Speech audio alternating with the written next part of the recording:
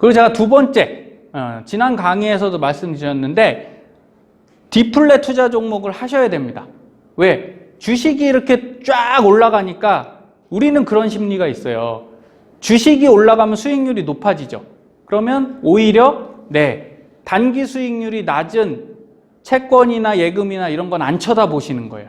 안정적이긴 한데 내가 기대 수익률이 낮다 그러면 안 쳐다봅니다. 자, 맥쿼리 인프라가 기본적으로 외국인들이 잘 안 쳐다보는 종목이에요.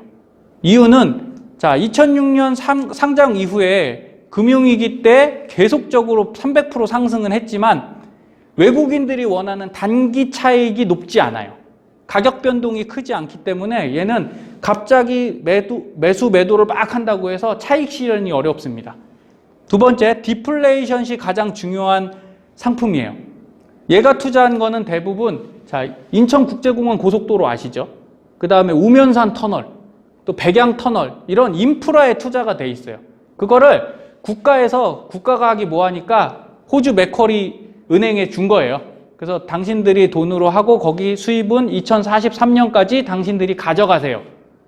그러면 그 돈을 호주 맥쿼리는 어떻게 한 거예요?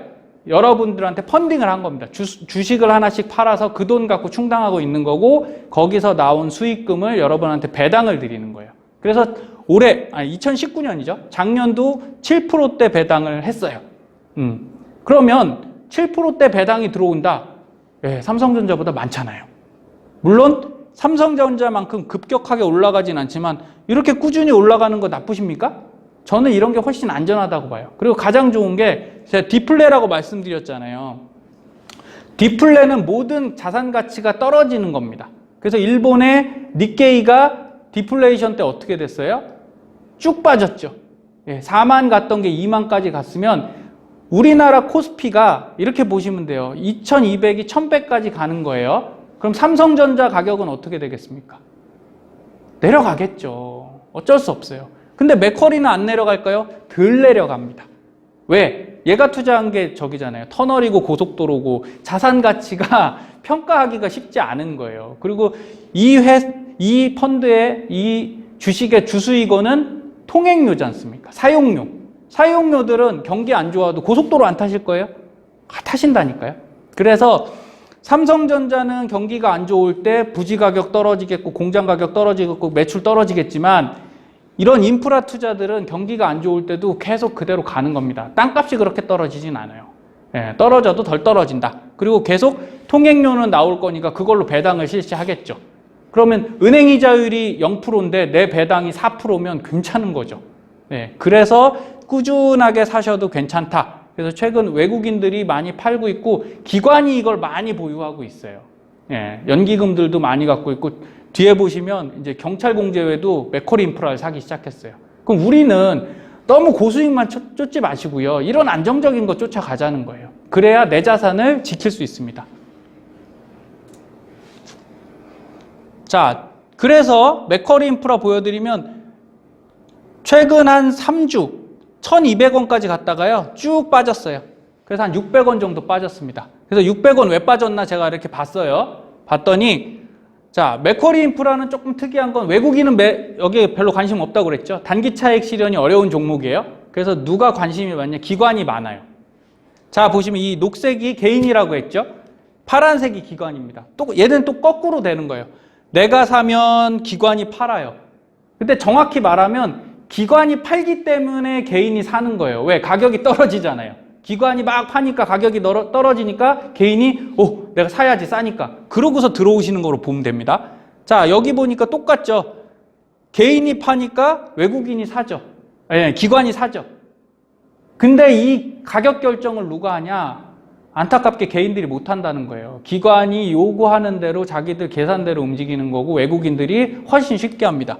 그런데 여기에 외국인까지 따라 붙으면 개인은 속수무책 되는 거예요.